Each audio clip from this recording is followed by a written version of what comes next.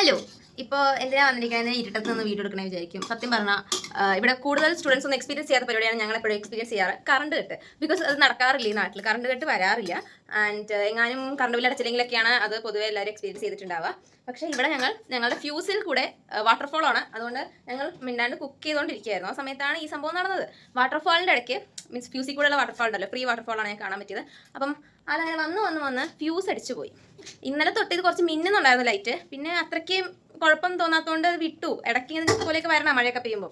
പക്ഷെ ഇപ്പം നാട്ടിലുള്ള പോലെ ഇവിടെ മഴ തന്നെയാണ്. അതുകൊണ്ട് എന്ത് പറ്റിയെന്ന് വെച്ച് കഴിഞ്ഞാൽ അങ്ങനെ മഴ കാരണം ആ സംഭവം അടിച്ചു പോയി അറ്റ് ലാസ്റ്റ്. ഞങ്ങൾ കുറേ നാളെ ഞങ്ങളുടെ ഓണറിൻ്റെ അടുത്ത് പറഞ്ഞുകൊണ്ടിരിക്കണോ ഇതിൽ കൂടെ വെള്ളം വരുന്നുണ്ട് ഇത് ഇടയ്ക്ക് ഇതിന് പ്രശ്നമാണ്. അപ്പോൾ ഞങ്ങൾ പറയാറുണ്ട്. പക്ഷെ അത് വന്ന് മാറ്റും. പിന്നെ ഇതിൻ്റെ ഇടയ്ക്ക് ഞങ്ങളുടെ ഇവിടുത്തെ അടുക്കളത്തെ പ്ലഗൊക്കെ വർക്കാവാണ്ടായി. അപ്പോഴും ഞങ്ങളിനി 2 മാസം സംതിങ് ആയിട്ടുണ്ടാവും. 2 മാസം ആയിട്ടുണ്ടാവും.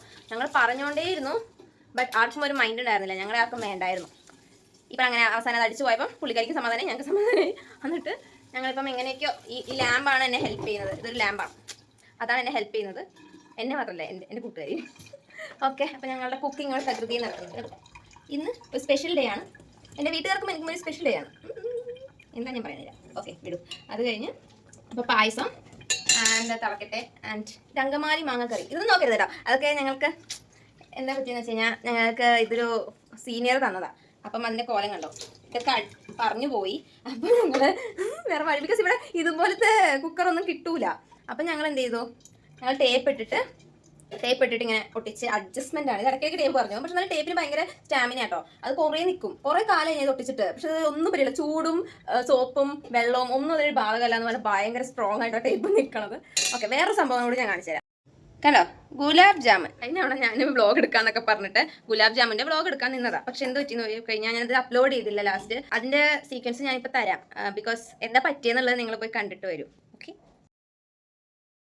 ഞാൻ ഈ പാതിരാത്രി വെളുപ്പാങ്കാലത്ത്, പാതിരാത്രി എന്ന് പറയാൻ പറ്റില്ല, നമ്മുടെ വെളുപ്പാങ്കാലത്ത് ഞാൻ അടുക്കളയിൽ പോയി ഉണ്ടാക്കാൻ പോവാണ് ഗുലാബ് ജാമുൻ.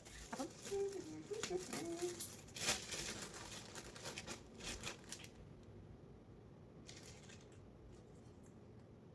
ഓക്കെ, അപ്പം നമ്മൾ പറഞ്ഞു വന്നത് എക്സ്പയർ ആയ സാധനം എടുക്കാൻ പറ്റുമോ എന്നുള്ള ഒരു ഇതായിരുന്നു. ഇതിൽ കൂടുതൽ എനിക്കൊന്നും പറയാനില്ല. ഈ സാധനം പൂത്തു, ഇനി ഇത് യൂസ് ചെയ്യാൻ പറ്റില്ല. എന്താ സ്പെഷ്യൽ എന്ന് നിങ്ങൾക്ക് വേണമെങ്കിൽ എന്നോട് ചോദിക്കാം. പക്ഷെ ചോദിക്കാതെ എന്തെങ്കിലും ആവട്ടെ എന്ന് പറഞ്ഞിട്ട് വിടുവാൻ ചെയ്യാം. ഫുൾ ടയേർഡായിരിക്കുന്നു. എന്താ ചെയ്യുക, ഡ്യൂട്ടിയൊക്കെ കാരണം നമ്മൾ ടയേർഡ്. അപ്പോൾ എന്താ സംഭവം എന്ന് വെച്ച് കഴിഞ്ഞാൽ എൻ്റെ പിറന്നാളാണ്, സ്റ്റാർ ബർത്ത്ഡേ. സോ അപ്പം ലൈറ്റായിട്ട് വേറെ ഫുഡൊന്നും ക്ഷീണം കാരണം ഞങ്ങളൊന്നും പ്രത്യേകിച്ച് ഫുഡൊന്നും ഉണ്ടാക്കിയില്ല. ഇപ്പോഴാണ് ഈ രാത്രിയാണ് ഞങ്ങൾ ഫുഡ് ഉണ്ടാക്കാൻ തുടങ്ങിയത്. സോ അപ്പോൾ പായസം ഉണ്ടാക്കാം. ഗുലാബ് ജാമുൻ ഇന്നലെ രാത്രി ഞാൻ ഉണ്ടാക്കി വെച്ചു ഡ്യൂട്ടി കഴിഞ്ഞ് വന്നപ്പം.